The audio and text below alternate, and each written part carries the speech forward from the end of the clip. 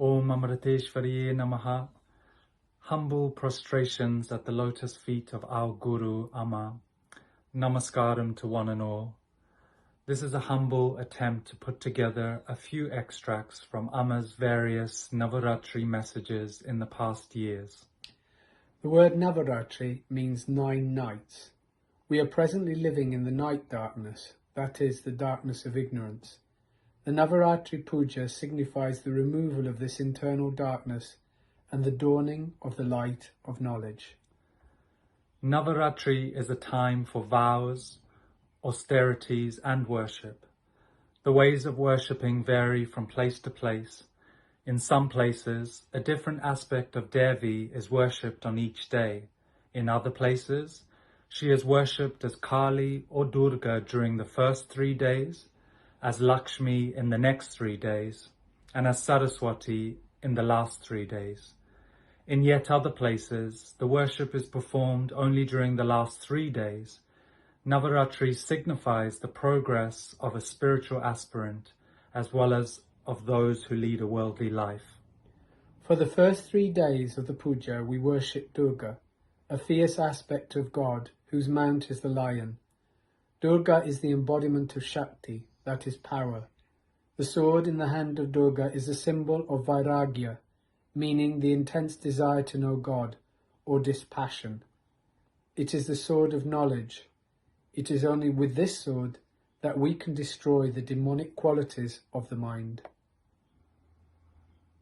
By worshipping Durga, we are awakening the inner Shakti that destroys our weaknesses, negative tendencies, attachments, likes, dislikes, anger and desires.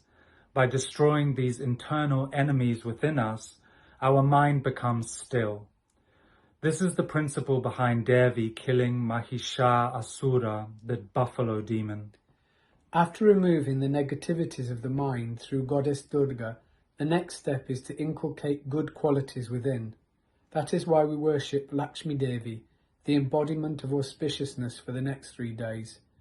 Through worshipping Lakshmi Devi, we develop divine qualities such as love, compassion, kindness, charity, forgiveness and patience. When the negativities have been removed and the divine qualities have been inculcated, then knowledge dawns.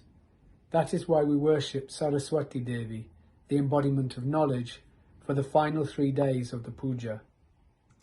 Also during the Navaratri's final 3 days, on the day of Durga Ashtami, we offer our books and tools of all trades and arts for puja, for worship. By offering books and tools to God, one commits to performing all work as worship. The objective here is to remember that God is the real doer and power behind our actions. It is like making a new beginning and surrendering to the divine. We have to see ourselves as an instrument in the hands of the divine, like a brush in the hand of a painter or a pen in the hand of a writer. The 10th day is Vijaya Dashami. Here, Vijaya does not mean victory in the ordinary sense. It is also known as Dashara. The meaning of this word is Dasha Papahara, destruction of the 10 papas, the negative mental tendencies. It is through the 5 organs of action and the 5 organs of knowledge that the mind experiences the worldly pleasures. That is why we are unable to realize the indwelling Lord. Vijaya Dashami is the day when one overcomes these 10 papas and achieves the victory of self-knowledge, meaning the breaking of the shackles and the limitations of the mind and attaining complete and total freedom. Vijaya Dashami is an auspicious occasion for any new noble undertaking. This is the holy day on which we hold the fingers of the tender new generation and initiate them into learning to enter the world of knowledge. Holding the index finger of the child, we make them write the mantra Om Hari Shri Ganapatiye Namaha. It is now the child surrenders its finger to the Guru, meaning the child is able to receive the teaching from the Guru. AMMA says that the real explanation behind this is as follows. The Guru holds the index finger of the child to do the first writing. The index finger is normally used to point out mistakes in others. It can also be called the finger of the ego. When we point our finger at someone else, we forget that we have made threefold as many mistakes ourselves. Surrendering the index finger for the Guru to hold is an expression of surrendering the ego. When knowledge dawns, humility follows. Seeing the divine in everyone, we will respect everyone. For the grown-ups, or those who have already begun to acquire knowledge, Vijaya Dashami is a reminder that only one who can maintain a beginner's mind will be able to learn. As Amma always says, we should always have the attitude of a beginner. The beginner's humble attitude, I know nothing, and his desire, enthusiasm, and patience to learn will guide him to supreme knowledge.